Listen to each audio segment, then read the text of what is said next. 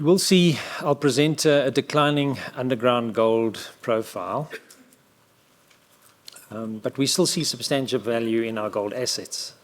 They still are contributing a huge amount of cash, and we will present today a transition story though. We are interested in shallower, lower risk, more higher margin assets. Maybe you can look to DRD to being a firm example. But that's not meaning that we turning our back on gold. In fact, actually, we like gold, especially the quality of the people coming out of gold. If you can make it in gold, generally you can make it anywhere.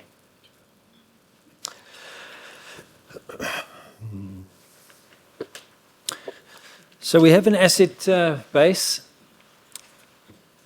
and you can see we presented on this huge gold endowment. Operations that we have, Driefontein operation.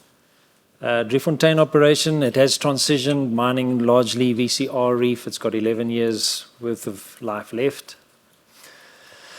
How should you interpret the Kloof operation?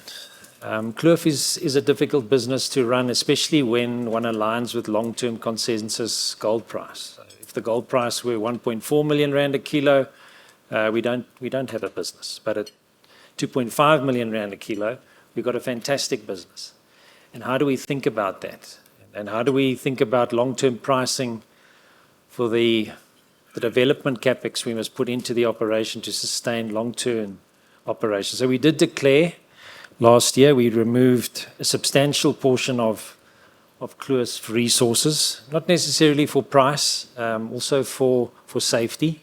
When we talk about isolated blocks of ground, we talk about highly stressed blocks of ground. We're talking about looking into the future, what percentage of stressed ground is at compromising production. So we did take a firm view to signal that we've got 1 year life left at Kloof. We've run 6 months into that one life, and we are very excited about new possibilities. It will require a higher gold price, but in the ambient gold conditions, long-term consensus, we're bullish on being able to come later and maybe changing that narrative. But today, Kloof has got a 1 year life and is cash generative and still picks up quite a significant portion of the overhead of the company too. It pumps a lot of water as well, and it covers those costs too. We've got substantial Cook surface resources. We have a processing asset there, 2 plants, one doing legacy Randfontein tailings. The other one is a toll treater. Toll treatment is becoming quite a lucrative business. Of course, we've got to be quite mindful on the nature of those resources, and we've got quite a lot of due diligence making sure that these assets, are in line with our values. But there's no shortage of material. If you've got a operating processing plant, you've got a licensed tailings facility, you've got ample access to water, it's very attractive in today's market, especially how long it would take to permit such, get a water use license for such, or get a tailings facility for such. DRD Gold, it's an incredible story. The assets that we vended into DRD Gold, the cash that we paid for our percentage in DRD Gold, that's been a handsome return. We like what that business reflects. Supportive of the management team there, independent. They fund their own capex. We derive a significant dividend. And we also have insights into that business and what new possibilities that means for us in adjacencies. For example, the PGM business, the surface business. We will present today Burnstone. I think Burnstone, probably in South Africa, is the most attractive gold project, near surface, relatively sunk capital from previous owners. Maybe it's not the first hotelier that will make money, it'll be the second. So we're very excited about the Burnstone business and what that offers for us. We didn't put the Burnstone business on care and maintenance because it wasn't attractive, just at the time in the cycle in terms of profitability, that was the reason for care and maintenance. But we're quite excited given the new prospects that we can turn Burnstone to account quite quickly, and Ralph will present that. The Beatrix operation is in the Free State. Beatrix has got a 6-year reserve life, new possibilities in terms of below infrastructure mining, and who knows? In that 6 years is the possibility to look at how we do down dip extensions elsewhere in the business. What's the opportunity to learn from that and continue to derive value from the Beatrix operations henceforth. So there must be an acknowledgement for our gold teams, our people in gold, the management of gold, that there's a significant, I suppose, acknowledgement for what that team did for the Sibanye of today and continues to be today. So these are assets that have been fundamental to the creation and the growth of Sibanye-Stillwater. As I say, deep level hard rock mining expertise, that's a tough operating environment. And the people who come out of that environment actually do very well in other areas of our business, whether it be domestic or foreign. So our legacy gold mines, they are operationally geared, but currently in the current price environment, with the capital expenditure over fixed asset base, they deliver significant value. We do have to, however, focus on safe production. That has an impact, but we believe that fatal-free mining in the deep level narrow tabular is what we're about. We will not put people into working places if we thought that were not true, and we stand by that, and you can see it in how we respond with our reserves.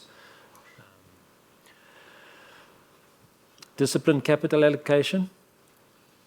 And then thinking about the deep level growth investment, I would say, there's a dimming light there as we see better prospects elsewhere for return on capital. So we are signaling today that we are transitioning. To what type of asset are we transitioning? We're transitioning to a much shallower, much higher margin and lower risk gold business. And you can see evidence of that, especially in our DRD assets. Our share in the business, acquired for 1.1 billion plus vended assets, that's returned, I think, 2.1 billion in dividends, and it's currently a market cap in our favor of 16 billion. So a very good return on investment there, and Neil will present a segment on DRD as well today.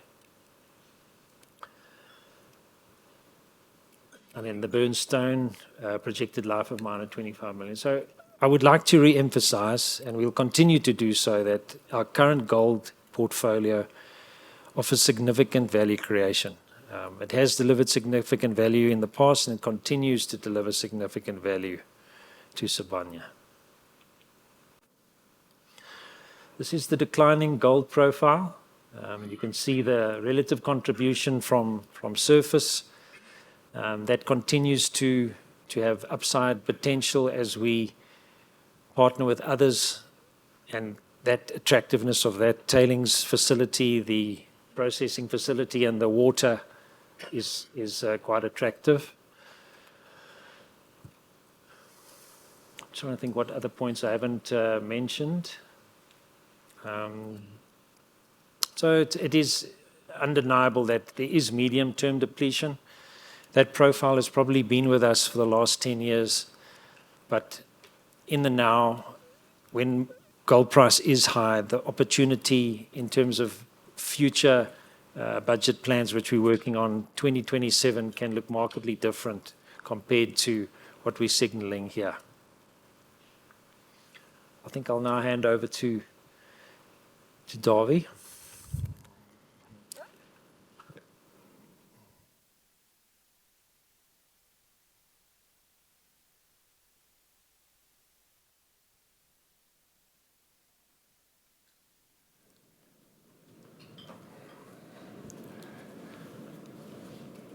Thanks, Rich. Yeah, if I can introduce our gold assets to you. So, as was said, our gold ops are highly geared, but it's still a fundamental part of our South African business. The adjusted EBITDA has been strong since 2022, and that's mainly driven by the gold price. The increase in all-in sustaining costs is just an indication of, our assets that we've got. Mature, deep, and very labor-intensive, and also declining profiles that we see on a yearly basis. So our gold operations consist out of Kloof, Driefontein, as well as our Beatrix operations in the Free State. Our Driefontein operation, this is our asset with the longest life. As was said this morning, Driefontein was started in the 1950s. It makes use of a conventional mining method, mining at depths up to 3,300 meters below surface. Currently, we've got 4 operating shafts at our Driefontein complex. That's 1 shaft, 4 shaft, 5 shaft, and 8 shaft. And then we've also got supporting shafts, 10 shaft, which is a pumping shaft, and then 2 shaft, which is a hoisting shaft to assist D5 and D4. We've got a reserve life of about 11 years at our Driefontein operations. And as was mentioned this morning too, the increase in production over the next 2 or 3 years is mainly coming from Driefontein 5 shaft, where we are developing and opening up the VCR on the western side of that mine towards the Mponeng boundary. Driefontein employs in the region of about 8,500 employees, and there at the bottom, also indicative of a mine that is in the last stages of its life, looking at the capital plan to be spent. The next one is our Kloof operations, and I think Rich said a lot about our Kloof operations, but this is a complex which currently only have a year left. Similar to Dries, it's been in production since the 1960s, also utilizing a conventional mining method, mining up to a depth of about 2,500 meters below surface. Currently, we are mining out of 1 shaft, the old Kloof main shaft, and then the well-known Kloof number 8 or Harvey Watt shaft, as some of you will know him, and also, making use of 1 pumping shaft, which is the old 10 shaft at our Lebanon. In 2025, we did a big geotechnical investigation into the mining areas, and also to understand what is our risk with regards to seismicity within that areas. Now, the outcome of that investigation resulted us in a lot of IBG blocks to be written off and actually taken out of the life of mine because of the mere fact that we cannot mine it safely, and that the seismicity risk in that areas it's just too high and too unpredictable to plan anything in it. So where do we find ourselves currently? We've got a 1-year life on that operation. We are contributing, we are paying our bills at Kloof, and we're also generating, enough to pay some of the capital requirements that is needed to support this 1-year plan. But we've also further went into the secondary reef areas, and if I can just show the next plan here to indicate that, we've still got a potential of all these other areas to go into it. The IBG blocks, clearly you can see in our VCR areas that we've walked away from due to being not safe to mine. But in essence, we've got reserves that can cater for the next 3 years on the basis that we do it safely, that we pay our own bills, and that we can also fund our own capital requirements. Our Beatrix operations in the Free State, it's also been around since the late 1970s, also making use of a conventional mining method. We operate two shafts, which is Beatrix number 1 and Beatrix number 3 shaft. We've got the old Oryx base operation on care and maintenance, and all of the ore generated at Beatrix go through the Beatrix 1 plant situated on the complex there. Beatrix has got a life of approximately 6 years, and that came into when we decided to open up the area below 26 level, below our lowest infrastructure.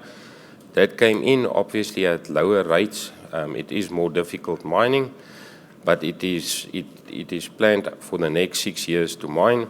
Beatrix is also a big operation, employing in the region of about 5,000 employees. And then also looking at the capital profile, similar to what we've seen at Dries as well, a declining capital profile, which clearly indicate that, we reach the end of life over the next 6 years. Thank you. That concludes the operations. I'll give over to Lucas to do the surface.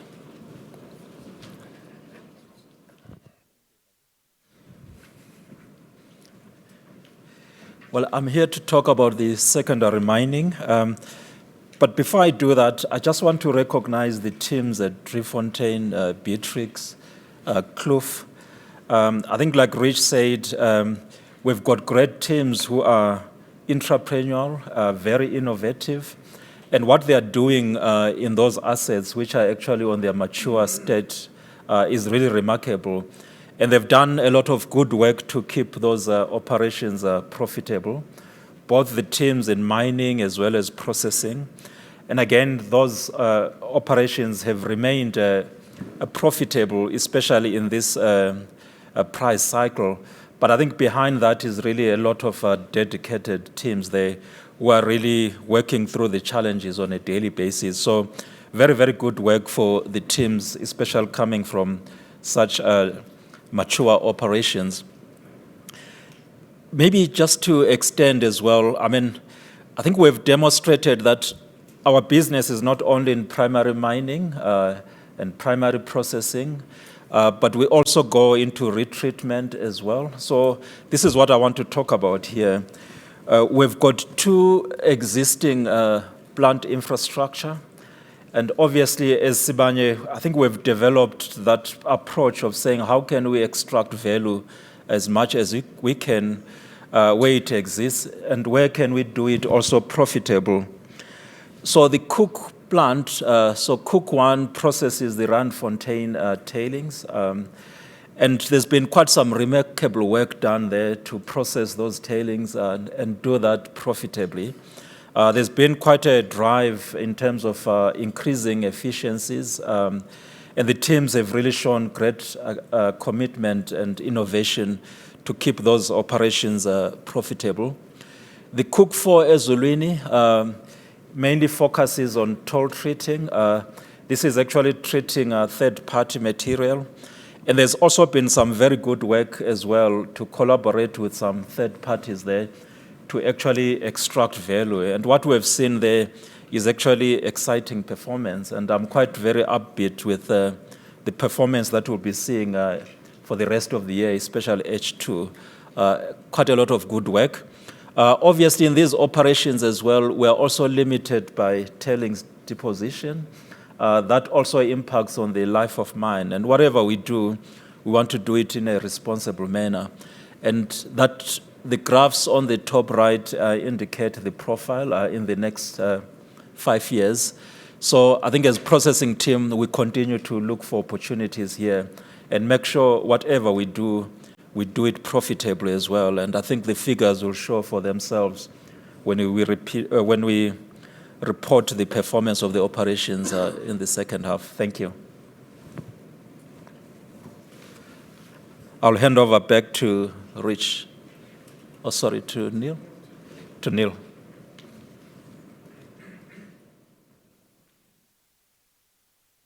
Thank you.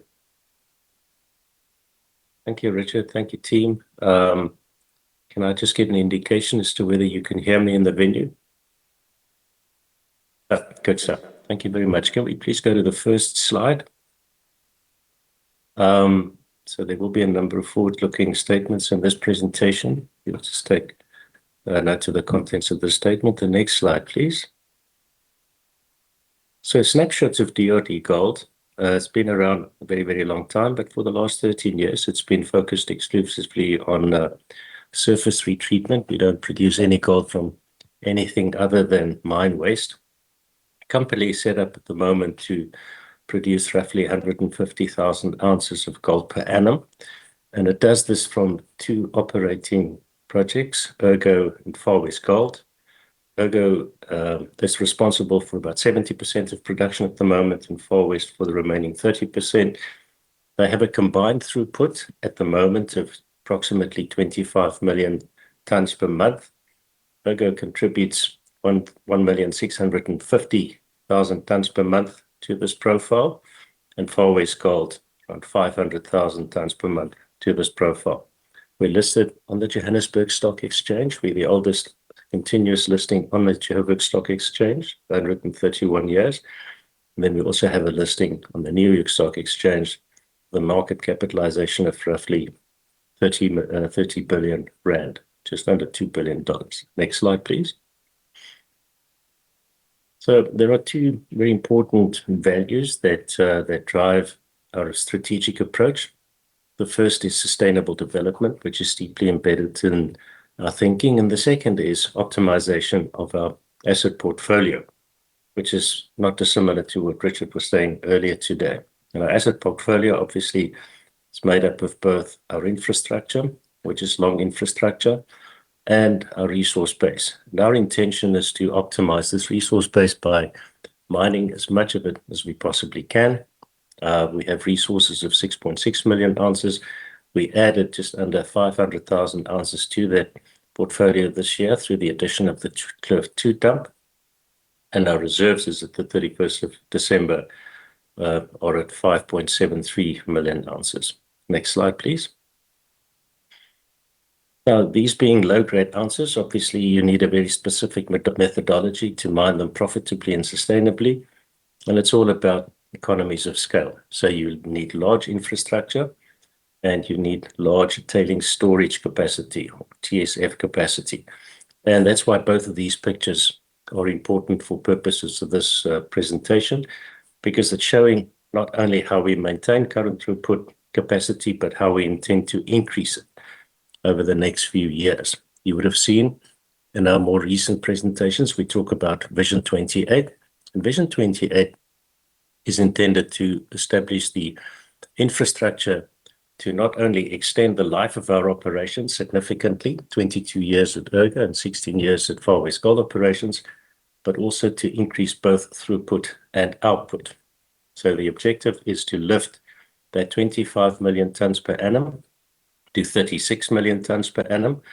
That is just on 40% increase in throughput, and to increase production by roughly 30% or just over 30%, from 4.6 tons of gold per annum to roughly 6 tons of gold per annum.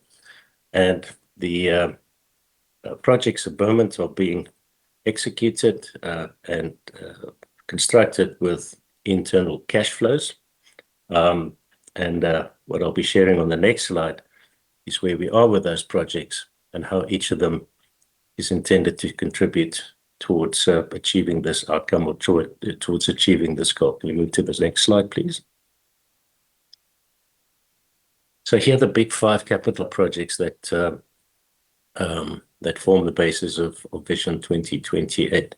The first 2 projects are Ergo-based projects, and Ergo's contribution into Vision 2028 is more towards the extension of life of mine and relatively modest in terms of output. So at the moment, as I said earlier, Ergo is producing at 1.65 million tons per month. And the intention is for number 1 and number 2 on these 2 projects to ultimately take Ergo to back to 1.8 million tons per month. The first project, that is the resumption of deposition onto the Daggafontein tailings facility, that's pretty much there. We'll be providing an update in July as to where we are with each of these projects, but that one's around the corner. And the whole idea with Daggafontein is to take the pressure off Ergo's current tailings storage facility, the Brakpan tailings facility that's been around since 1986, and to take up some of the throughput from Ergo. The intention is to ultimately deposit 120 million tons of material onto Daggafontein, and the deposition from when deposition is resumed, the deposition rate onto Daggafontein would be 750,000 ounces per month. So Brakpan then has almost a halving of its current deposition profile. Withok is due to come online towards the end of this whole project. It's the last of the 5 projects to be commissioned. It will not be within the next 12 months. It's a little bit later, and I'll share more on that later on. But its contribution would also then be to take off the remainder of the deposition onto Brakpan, and it would then enable Ergo to go back to 1.8 million tons per month. So it's the total volume contribution of both those two would be 150,000 tons per month. Where the really big output and throughput changes are being implemented are the remaining 5 projects: the expansion of the DP2 plant, the RTSF, and the construction of the pipelines linking all of this infrastructure. So the DP2 plant is currently built to accommodate 600,000 tons per month. We're running it at 500,000 tons. Construction started last year, and it's now nearing completion. So over the next 12 months, all 3 of these projects will systematically and in stages be commissioned, and the DP2 plant is the nearest in terms of that. So it will be ready and it will be finished before we're in a position to lift throughput to 1.2 million tons. But we'll make use of that opportunity to first commission the new line and to do some maintenance work on the existing line. The RTSF, or the Regional Tailing Storage Facility, that is probably one of our most ambitious projects ever. After the construction of our 60 megawatt solar farm, it's an 800 hectare tailings facility with an ultimate capacity of 800 million tons. The entire facility is going to be lined, and there too we're working towards a systematic commissioning process that we hope will start towards the latter part of this calendar year and be completed by around about the middle of next calendar year, so that by the 2027 financial year, we're in a position to achieve that throughput target of 1.2 million tons. Excuse me. So the pipelines, that's really everything that's linking up these bits and pieces of infrastructure.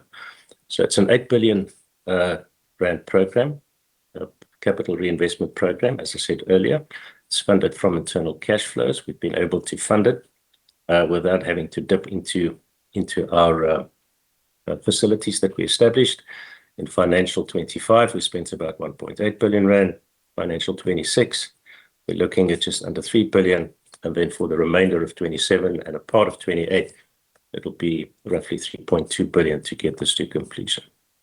Next slide, please. And these are the pictures as to what these facilities look like. So this is the RTSF. There you can see 800 hectares. The perimeter, or the circumference, is about 14 kilometers. The entire thing is lined.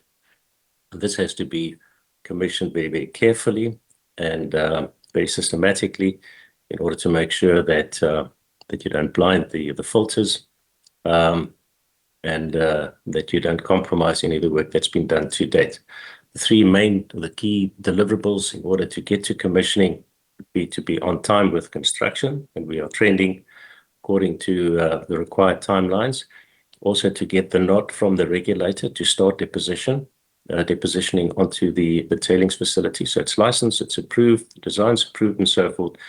But before you could put 1 ton of material onto that dam, the regulator's got to say, it's fine, you can go ahead. And then, of course, the weather also has to play its part, because the initial commissioning requires the covering of the filters and not to get fines into it. And that's got to be done in dry weather. But we believe that the timeline that we've set for ourselves, working towards July 2027, is adequate to actually achieve that. Next slide, please. And this is just a picture of the DP2 plant. So, as I say, there's a second line of CIL tanks that's been constructed on this plant, on this footprint, as well as a really beautiful smelt house. And that's reaching the latter stages of construction. So it too will start with commissioning there in the next few months towards the end of this calendar year. And then, as I say, do some maintenance work on the second line, on the existing line. Next slide, please. And there's just some pictures of the pipelines that we're building out in the Vogel Carletonville area. About 135 kilometers of combined pipeline infrastructure. These are slurry lines, these are residue lines, and also return water lines. So this is premised on the same model that we have at Ergo, that all the water stays in a closed circuit, so you have return water lines to and from every reclamation site and other pieces of infrastructure. Next slide, please. And here's the Daggafontein TSF. As I say, Daggafontein is there to take the pressure off the Brakpan tailings facility. That's about ready to go. Another 120 million tons of capacity. Pipeline to Ergo has been completed, and it will take up 750,000 tons out of the total monthly deposition or throughput of 1.650 million tons going forward. And then when Withok ultimately is also commissioned, that 1.650 goes to 1.8 million tons. Next slide, please. And this is really where we're at this stage. So DRDGold, staying true to its commitment to the optimization of its resources and the optimization of its asset portfolio. It's looking at organic growth of 40% in throughput and just over 30% in output, with internally funded cash flows and infrastructure that can extend and facilitate some additional expansion well beyond the life of mine of our current operations. That's it. Thank you very much.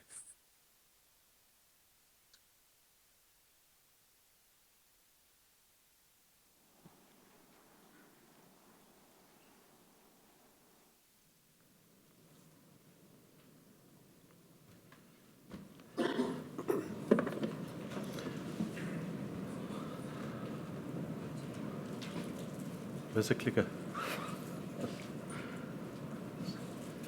Thanks, Lucas. All right, so this is the exciting project for gold. Burnstone. Just quickly while I'm on this picture, this was when it was in construction between 2021 and 2024. Major shaft upgrades done, the surface conveyance and the surface bank. And you can see people which were busy with the change houses as well in this picture. As already discussed, in 2024, decision was made to put Burnstone back on care and maintenance. We did a proper closeout of the project and reassessed the project. And so I think let me start with orientation. Burnstone is obviously next to Balfour, close to Balfour. That golden area you see is basically our mining right area.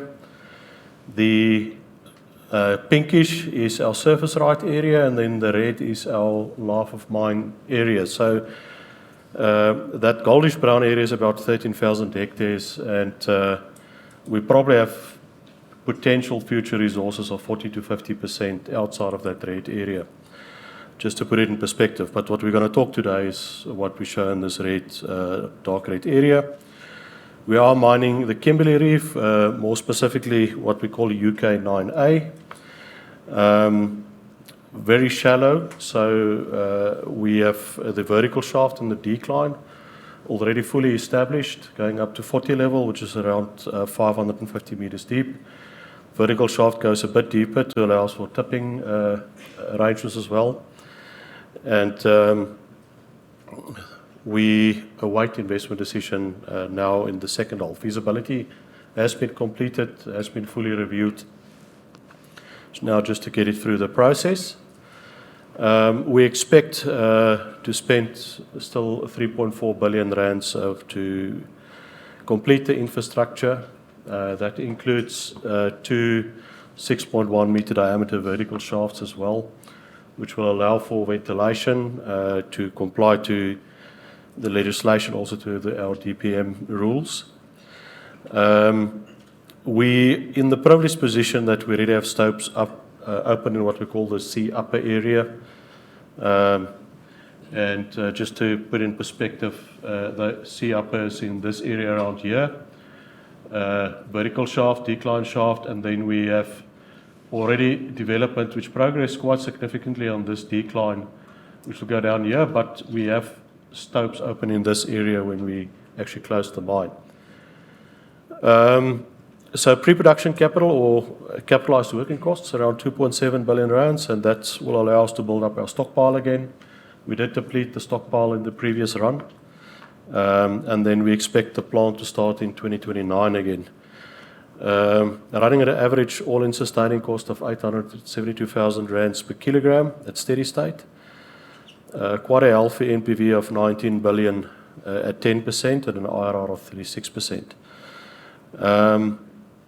What's also good is that we would have around a workforce of around 2,500 people when Burnstone is fully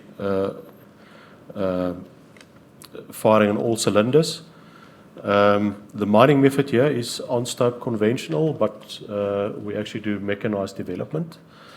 So it is a hybrid mining method, and we're proud that our teams, especially our development team, started to achieve the targets just before we closed Burnstone. So that also gives us quite a lot of confidence when we start Burnstone up again. So what you see there, it looks like a steep ramp up, but what we don't show here is actually production starting from here already, going up here. That would create a 60 kiloton stockpile, which will allow us then to start the plant up again and start to produce gold from 2029 onwards.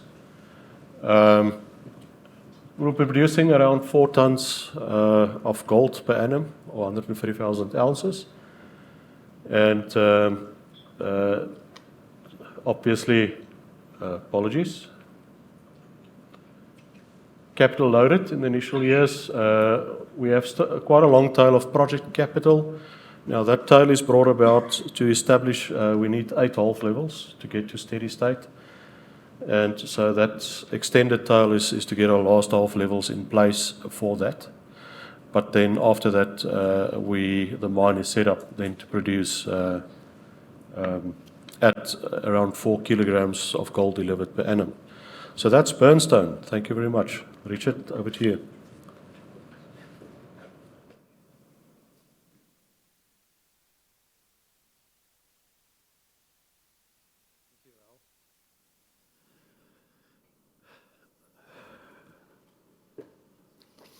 So I'll close out the gold business.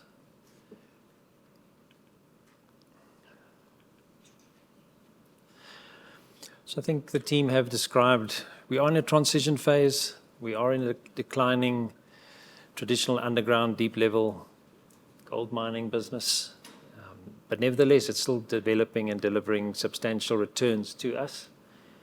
And you can see that we'll remain quite a significant producer, including DRD about 18, 19 tons of gold per annum. So we do have mature assets. They continue to deliver very strong value at the minute. And they're going to support us while that portfolio transitions more towards the lower risk, longer life gold profile through both DRD Gold as well as Burnstone. Just some charts. This one includes the DRD Gold. So you can see together quite a substantial business, a lot of throughput. That takes a lot of water. All that water comes from our own operations. I think that is an asset. You can see some costs as well. And quite a substantial producer, pretty steady, although a bit of transitioning happening in that profile. Obviously, cost reduction is a major opportunity for us. A lot of legacy assets. How do we responsibly put assets on care and maintenance, close it with a regulator? And again, some care and maintenance assets historically can be seen as a cost, but possibly with the water, there's big opportunity as well. This is excluding DRD Gold, so classically own managed. The surface operations, clearly significant throughput. That keeps unfolding on a year outlook basis. But quite a stable gold profile, pretty much in the 16 ton an annum that we're producing at the moment. Quite a significant capital program. We have highlighted DRD's capital, but that is self-funded. We just added it in here for interest sake. And most of our own capital is what we would say ore reserve development or stay in business capital, especially over infrastructure, making sure infrastructure that is legacy behaves to specification and is safe. And you can see a build out of the Burnstone capital.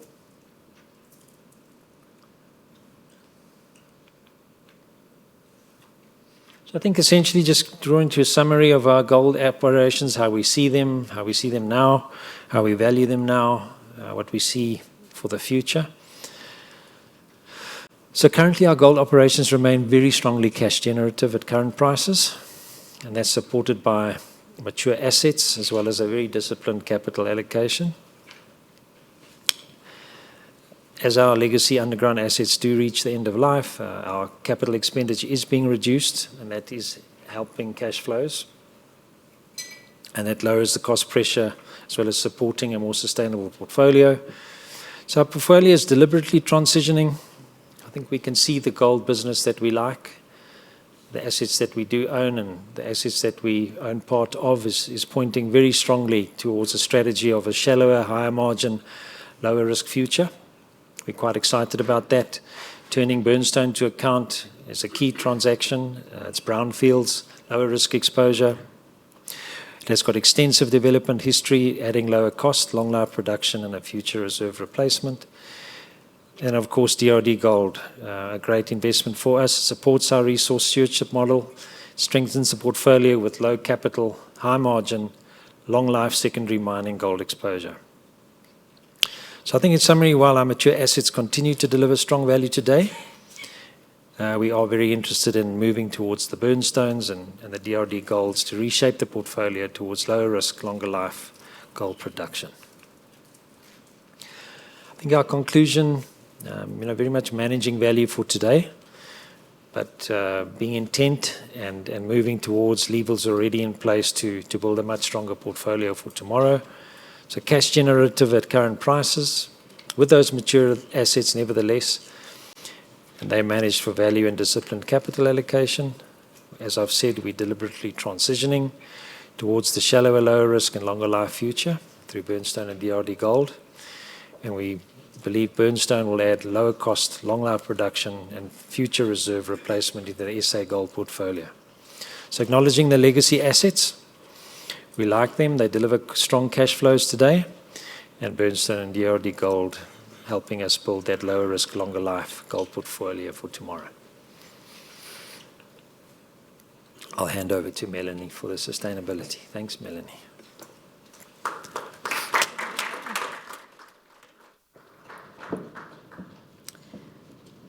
Good afternoon, everybody. You would have heard many of the speakers before me, Richard as well, talk to sustainability. That's simply because sustainability is embedded in our business. But before we move on, and Henrika's warned me about which button to touch, so let me just get that right. Thank you. Before we move on, I thought, let me just reiterate what sustainability means to Sibanye. At Sibanye, sustainability is the lens through which we define our role in the global economy. It's the lens through which we define our role in the ecosystems in which we operate. It's definitely not about ticking boxes in terms of compliance to global standards or global frameworks. It's not about reporting for the sake of reporting.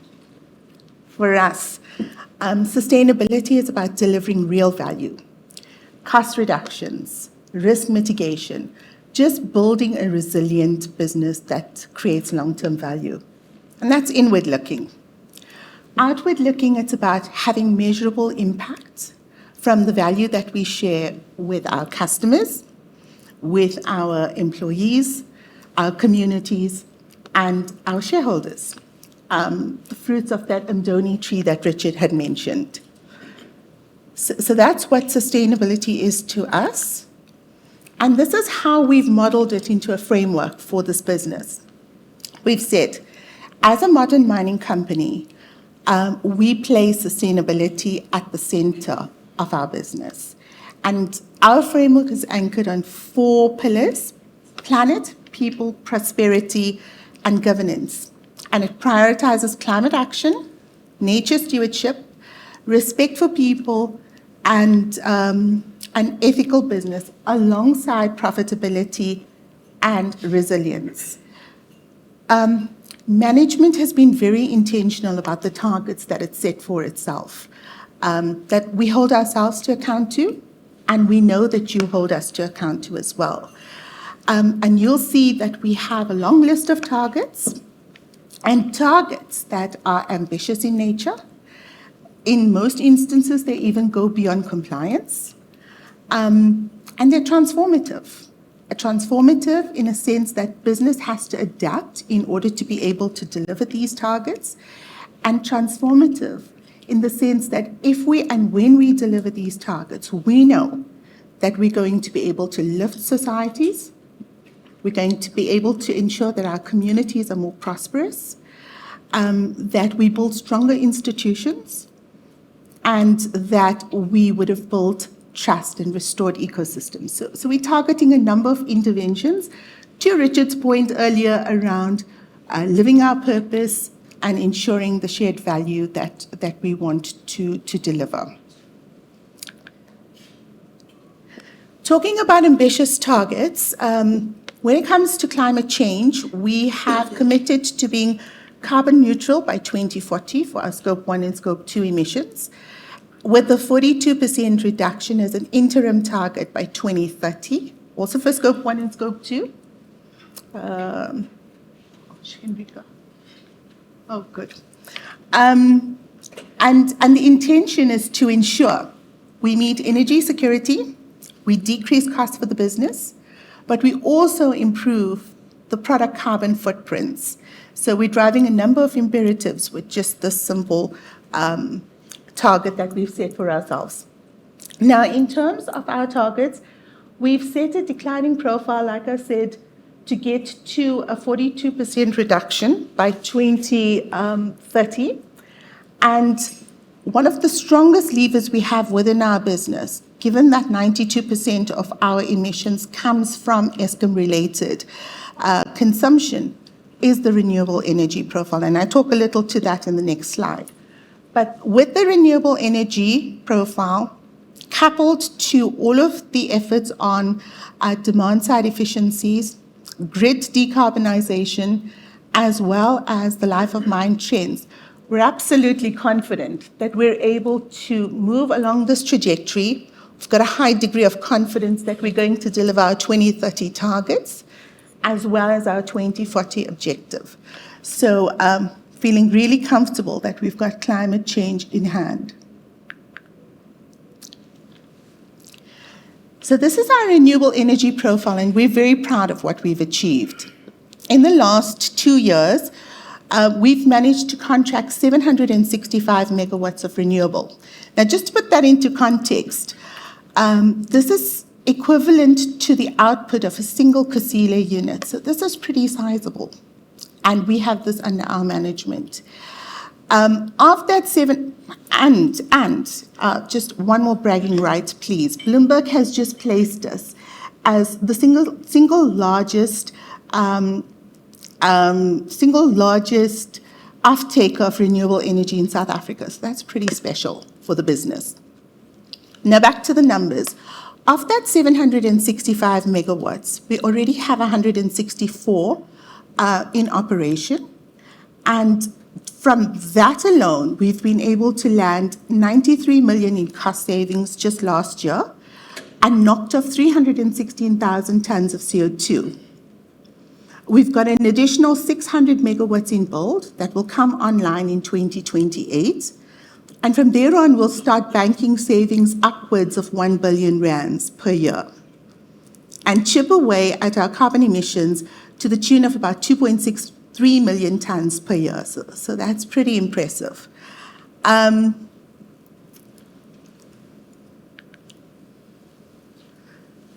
ladies and gentlemen, apart from climate, water is a shared resource, and we're very aware of the responsibility that we have to use these resources wisely.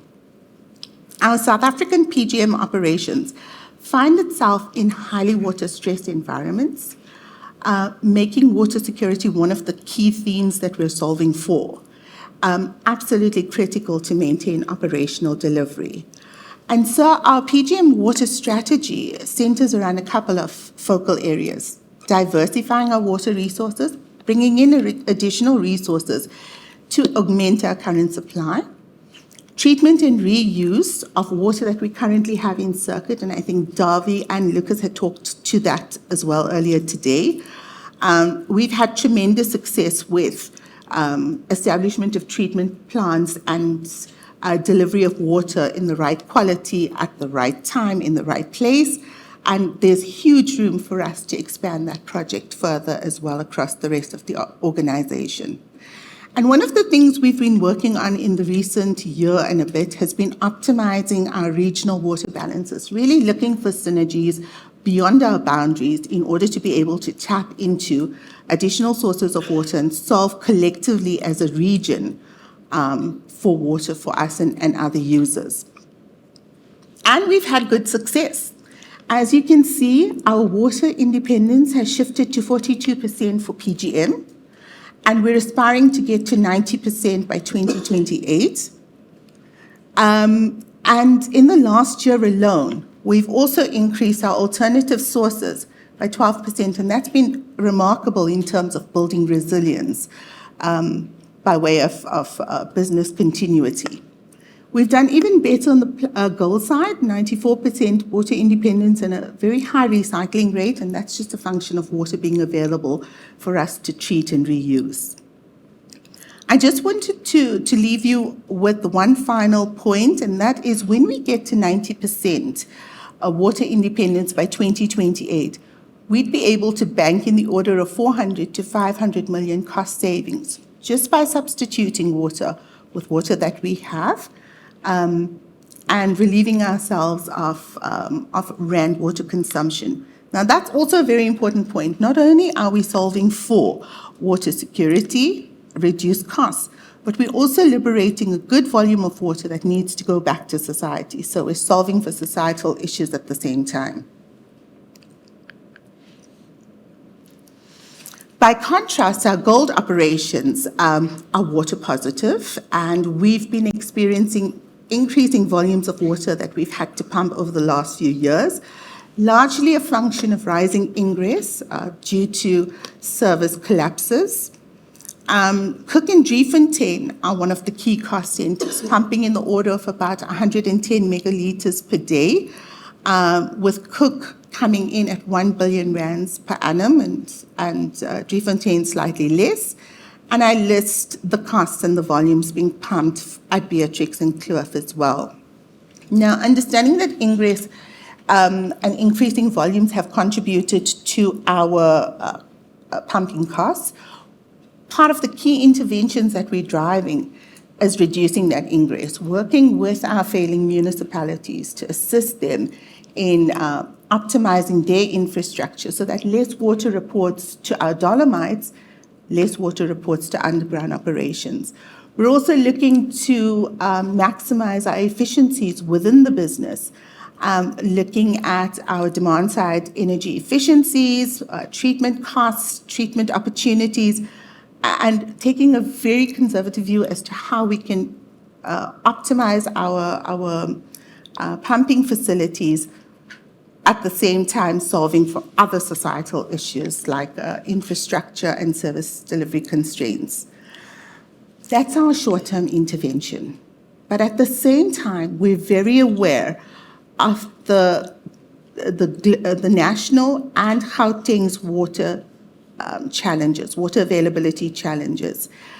At present, we are aware that Gauteng is currently sitting with about 600 megaliters per day in deficit, and that's growing. It's anticipated to grow to at least 700. Our current pumping volumes would enable us to solve 50% of that deficit here and for the longer term. So whilst our emphasis is on optimizing our pumping operations, I think we're very alive to the fact that there's a bigger play at stake and that Sibanye has a role to play in solving for this challenge. To that extent, we've paired up with technical experts, potential off-takers, as well as commercial capability to help build a concept-level case around the potential supply of this water to Gauteng.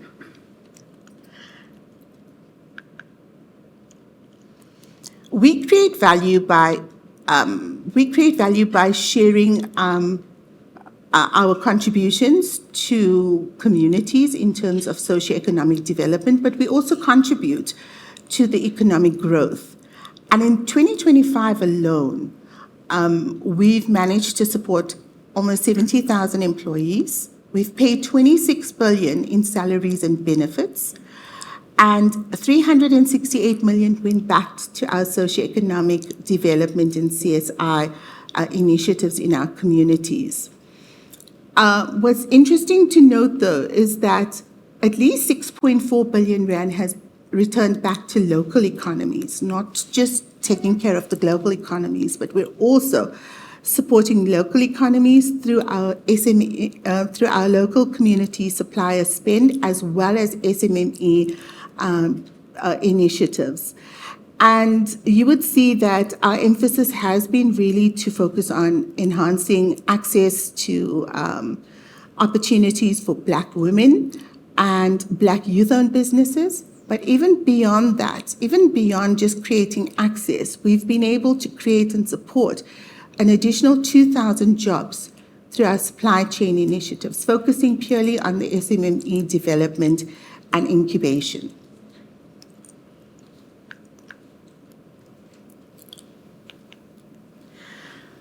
I did mention that 360 million goes back into host communities for our socioeconomic impacts and social uplift programs, largely focused on improving livelihoods, but also focused on supporting in catalytic uplift in the communities, creating access to skills development, ensuring that there's basic infrastructure in place and that we have social cohesion programs that accord with the needs and expectations of our communities.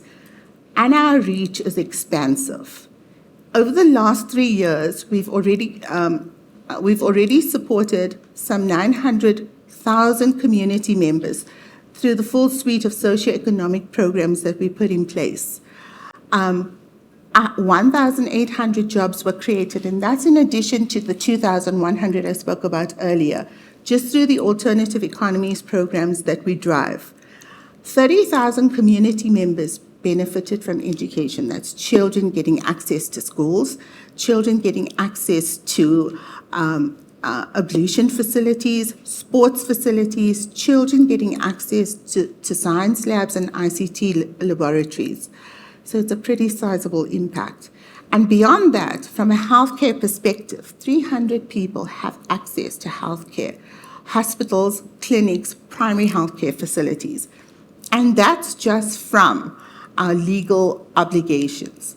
Beyond that, Sibanye has established the Sibanye-Stillwater Foundation. It's very nascent. It's less than 2 years old, but already its span of influence is great, having touched almost 500,000 people's lives, benefiting 280,000 people from infrastructure investment. So we do quite a bit to invest back in our communities.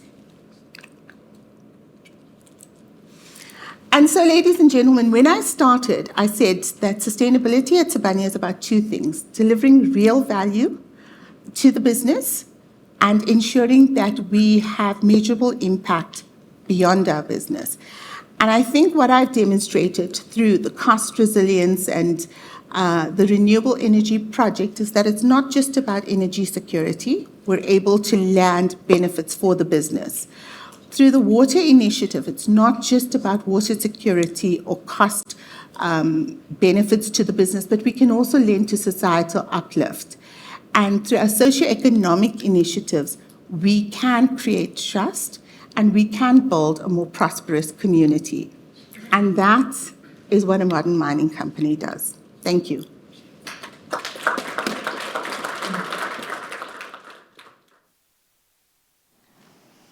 Excellent. Thank you, Val and team, for the presentations. We can start with hands in the room for questions.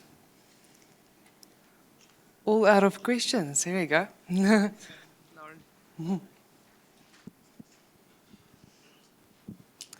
Thanks for the presentations. Just on the gold, the gold production profile that you presented, it's quite different to what we saw in January at the strategy day.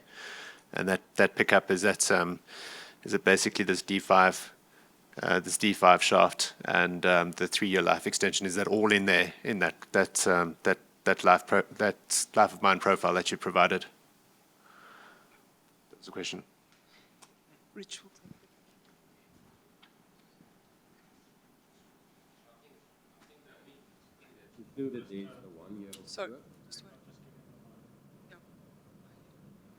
Is the 1 year of Kloof, and then the upside on Driefontein 5 shaft that's included in that profile. So the 3 years of Kloof, not in there. Okay. Okay, cool. Nkateko, looking at Benston, I mean, the numbers look good, all-in sustaining costs, NPV, etc.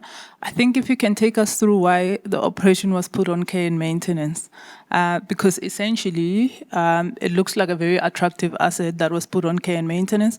So just, it's more for risk assessment on my end, in understanding why the operation was put in care and maintenance and why this time around you are likely to actually get it over the line. And then also in terms of the life of mine of the gold operations, you've given us the different life of mines. How does that align with mining right duration or the license on your mining rights? Because if they don't align, the mining the regulation has changed a bit, especially on ownership. So just giving us a bit of an understanding in terms of your mining rights, especially on gold. Thank you. All right, Katlego, thank you for that question. So I think we always believed in Burnstone. So just a bit of history. In Sibanye days, Burnstone have been closed twice. The last time was in 2023. And both of those were through cash turndowns. So it was not because of the project being successful. And even in 2023, it was a decision to preserve cash, why Burnstone was stopped. Even at that stage, we had a positive financial valuation. So from a project side, and if the gold remains as is, and what Charles will explain a bit later on how we going to allocate capital, etc., I have a strong belief that at this stage we can see it through. Project's also much more advanced compared to which we ever had it. So the infrastructure itself, we can switch on relatively quickly. The only remaining big piece is to get the metallurgical plant going. But then let's call the core infrastructure will do what it's supposed to do. I think in terms of the mining right, I don't know if anybody else for gold want to answer that.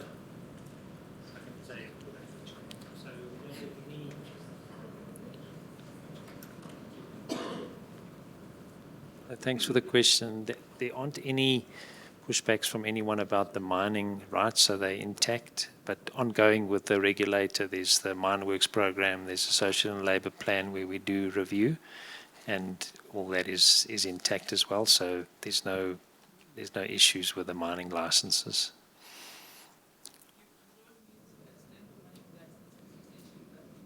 I'm not aware of that we have to extend any mining license.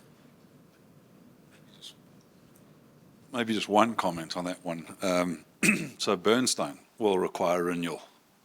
So not the legacy ones, but Burnstone will require a renewal in next year. So in fact, before we even started. And I mean, again, maybe if I can just, so to your point, I mean, there's a lot of rumors in terms of what might come out in terms of renewals with new mining licenses. Burnstone historically has been an empowered asset. So in terms of the numbers and the valuations and the way we're looking at it at the moment, that is the way we continue to look at it. Again, I think this is one of those real examples when we talk about developing and growth of the mining industry in South Africa. Part of the issue to committing to Burnstone, to your question, which Ralph answered, and I agree 100% with his answer, it's got a long build-up time. That's what makes Burnstone a bit unique. So you've got to carry the asset for a while, which is why it's the one that often gets turned on and off when strategically you have to preserve cash. But if you want to commit to a project like that and commit to growth like that, you want certainty in regulations, in policy for the next 5 or 6 years. So this, I think, is a good example of something which we've still got to go to our board for capital approval on. And uncertainty, like what's going to happen with mining regulations that's out there, does come into discussions around project capital like this. So when we asked about examples of where does regulatory certainty matter in terms of driving growth in South Africa, here's a project that's going to employ 3,000 people for 20 years. That's the kind of uncertainty that doesn't help a conversation around this kind of commitment.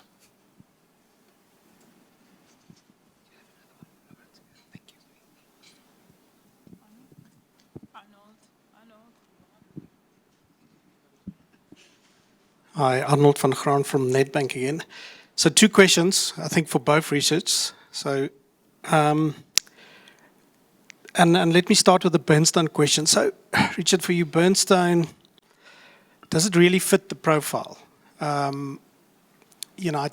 see the viability of it, I get that, but you look at it like it's another part of the world and it's got this long lead time. So the crux question then is, the rand of capital that you spend there, how does it compare to a rand going into all that option versus all that optionality in the PGM business? So answering my own question, I think it's got to do with preserving critical mass in your gold business, which is the second question. So if I look at your gold production profile, there's a big drop down in 2032. And then there's a big question mark that gets asked about whether you can mine out that tail and whether you have critical mass to do that. And my thinking is that that's where Burnstone potentially comes in. So, yeah, maybe Mythbusters, is my thinking correct? Or why Burnstone versus another dollar into the PGMs? Yeah, so let me just bust one of the myths quickly. Other side of the world is closer than Calibre. But I couldn't resist that. I know Benoni's a long way away. Apologies. Sorry, I couldn't resist. No, listen, but a bit more seriously. So just to bust a myth, what Burnstone wouldn't do per se is help much with the tail of the legacy assets. So it's almost, listen, outside of sharing a bit of corporate overhead costs. It's completely separate. So it doesn't have any benefit there. I think, so 2 parts to answering your question. One, gold is still a commodity we would like within the portfolio, and for various reasons. We understand it, we think it's a good commodity, and if you're in the business of others that are very industrial focused, it does create a bit of a hedge against big global upturns and downturns. So for those reasons, gold is still something we'd like in the portfolio. To your question around calling a capital call today on gold versus PGMs, it comes down to the returns, and that's where we are still discussing with our board, how do we maximize that.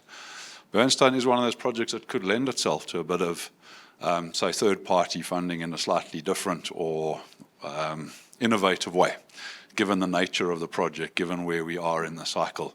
And those are some of the things we've got to consider. So, I mean, I think the way we look at it, there's a capital piece to it. There's also a risk piece to it, and you're 100% correct there, in that the risk projects on PGMs, as Ralph outlined, is unbelievably low.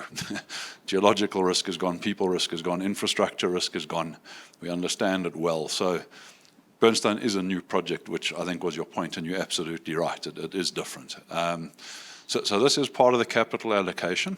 I think it's a very nice problem to have in that, I guess let me perhaps put it to you this way.